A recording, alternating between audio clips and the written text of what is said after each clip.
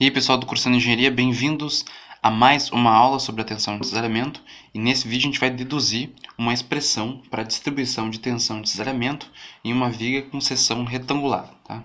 Transmitindo uma força cortante V, genérica, certo? O que eu quero fazer aqui é mostrar para vocês como é que é a variação da tensão de desalinhamento nessa viga com seção retangular, e depois a gente vai expandir essa nossa visão lá para as vigas com a seção em I, por exemplo. Então, o que eu quero fazer é o seguinte: como é que vai ser a tensão de cisalhamento? A tensão de cisalhamento que tem essa expressão aqui geral que a gente encontrou para essa seção transversal. Aqui eu vou fazer o seguinte: eu vou fazer um corte em um ponto aqui nessa linha de cima, e eu vou dizer que esse y aqui, essa distância até a linha neutra, a partir daqui é y1, certo? E essa aqui vai ser a nossa área linha, certo? Então eu vou fazer o nosso momento estático de área para essa parte aí, certo? Nessa definição aqui, a gente tinha o seguinte, que se V, I e T. E isso aqui era a integral de y dA linha, nessa área linha, certo? Onde, eu vou colocar assim, onde o nosso dA linha é igual a dy vezes b. E esse b aí é igual a t. O que é isso aí? Eu vou fazer o seguinte, lembra que a nossa definição foi pegar um diferencial dentro dessa área linha. Dentro dessa área linha eu peguei um diferencial dy, e t é essa espessura aqui, sempre. E esse t aí eu falei que ele é um b. O tamanho desse t é um b, certo? Então, aqui vai estar passando a linha neutra, certo? E então aqui eu vou desenhar como é que vai ser a distribuição da tensão de cisalhamento. Então a gente vai ter ele menorzinho aqui, daí ele aumenta mais para cá, e ele vai ser máximo sobre a linha neutra, certo? Como eu já tinha dito nos outros exercícios. Então aqui a gente vai ter a tensão menor. Então a tensão máxima de cisalhamento vai ser aqui. O que eu quero verificar é o formato dessa tensão de cisalhamento sobre a linha neutra. Eu quero ver se essa tensão de cisalhamento ela é máxima. Claro, para esse tipo de seção transversal, que é retangular. Então, eu vou pegar e vou fazer por essa definição aqui. Eu peguei um y, né, sendo que aquele dy vezes t está varrendo dentro daquela área a linha. Então, isso vai nos dar o seguinte, eu vou escrever de novo a nossa equação aqui, a gente vai ter v sobre it, e a nossa integral vai ter os limites de integração, que vai de y1, certo? De y1 até, eu vou fazer o seguinte, h sobre 2. Eu vou dizer que o tamanho todo dessa seção aqui é h. O tamanho dessa seção aqui vai ser h. Então, simplesmente ele vai de y1 até o tamanho h sobre 2, lá em cima, certo? Então, esse aí vai ser nosso limite de integração, e aqui a gente vai ter y vezes b, que é o tamanho dy, que é o nosso dA, como a gente encontrou aqui.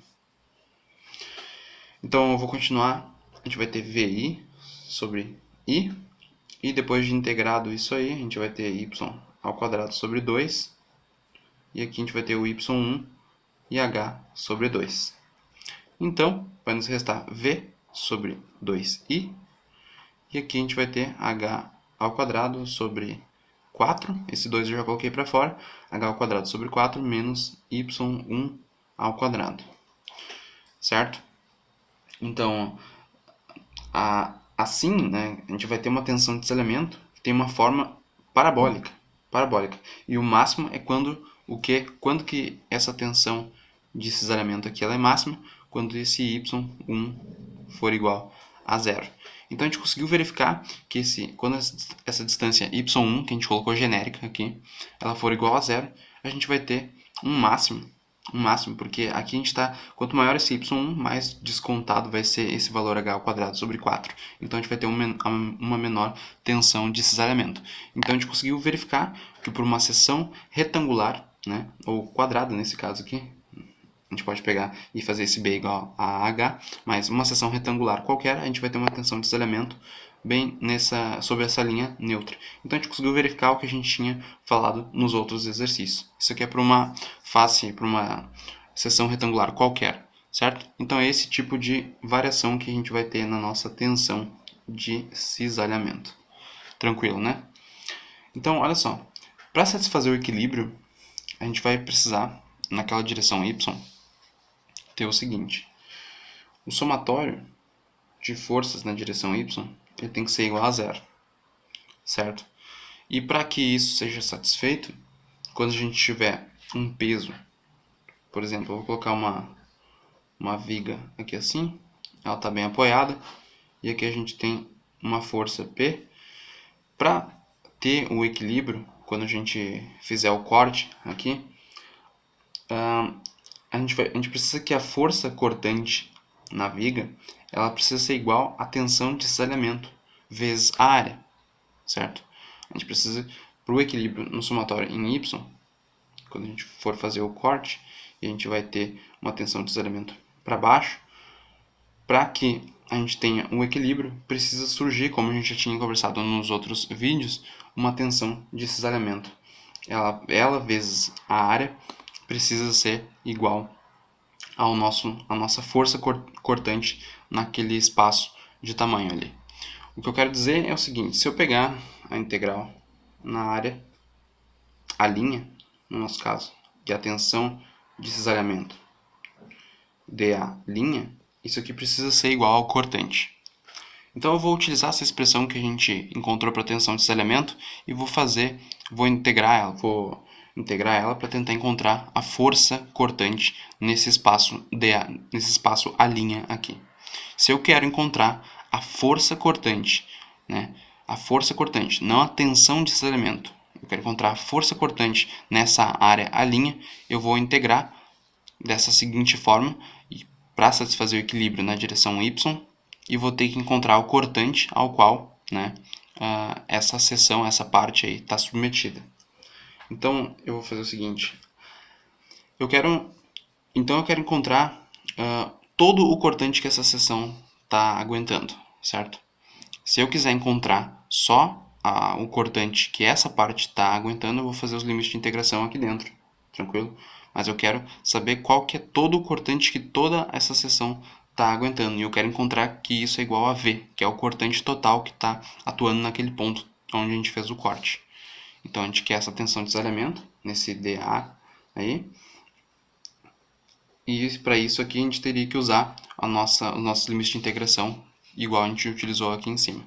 Mas o que eu quero é encontrar toda a tensão de cisalhamento, em toda a área. Agora não é mais a linha. Eu quero a tensão XY dA. Eu quero em toda a seção transversal. Para fazer isso, eu vou fazer o seguinte. Eu vou fazer ele varrer de menos h sobre 2 até h sobre 2, sendo a nossa referência esse x aqui. Então a gente vai pegar de menos h sobre 2 lá embaixo até h sobre 2 lá em cima. E aqui dentro eu vou colocar a nossa expressão v sobre 2i, que a gente encontrou para essa mesma seção,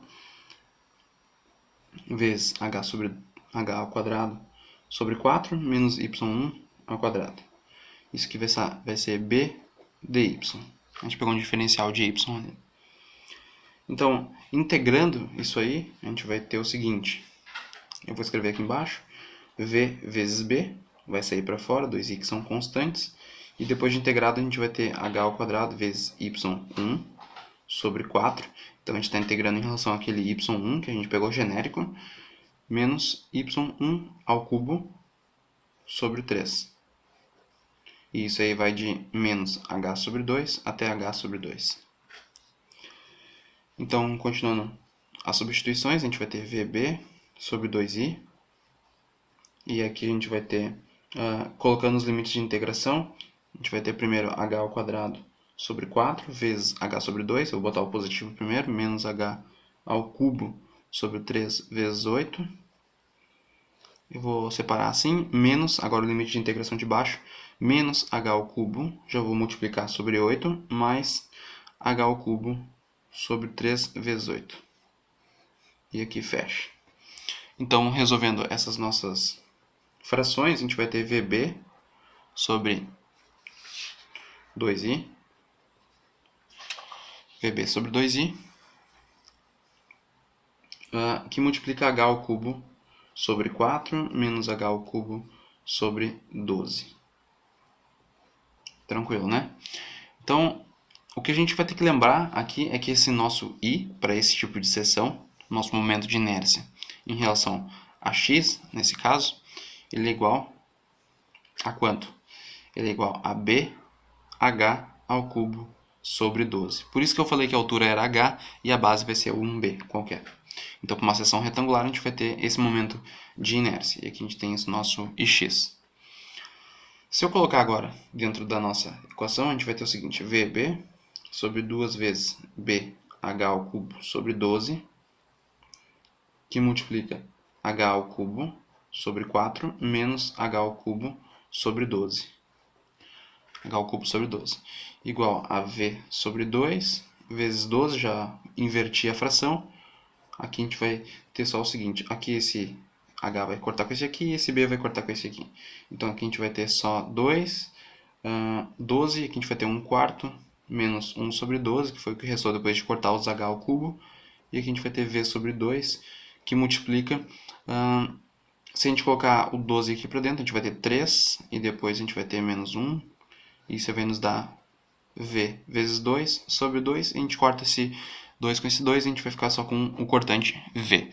Então a gente conseguiu verificar, olha só que legal, se a gente quer encontrar o cortante a qual qualquer uma das partes está submetida, a gente vai ter que integrar a nossa tensão de cisalhamento para encontrar qual que é a força cortante que aquela parte está submetida. Então olha só, eu queria encontrar a força cortante total que toda essa seção aqui está submetida. Então, eu integrei de menos h sobre 2 até h sobre 2 a forma com que essa tensão de cisalhamento está variando. E a gente viu que a forma com que essa tensão de cisalhamento está variando, ela depende do momento estático de área. E o nosso momento estático de área, ela tem essa cara aqui dessa integral, beleza? Sendo que esse momento estático de área, ele vai variar só naquele espaço, naquele A' que a gente fez ali em cima para uma altura y1 aqui qualquer. Então a gente encontrou que essa tensão de cisalhamento vai depender do momento estático de área, e o momento estático de área depende dessa integral aqui. Resolvendo essa integral, a gente encontrou uma expressão geral que depende dessa altura y1 qualquer, para a tensão de cisalhamento. Se a gente quisesse encontrar toda a força, o esforço cortante que essa seção está sendo submetida, a gente teria que integrar em todo esse tamanho da seção transversal. Então a gente calculou de menos h sobre 2 até h sobre 2, daquela expressão que varia parabolicamente, e a gente integrou e viu que isso aí era de acordo com esse cortante V. E esse cortante V aqui é o mesmo V que está nessa equação aqui, certo?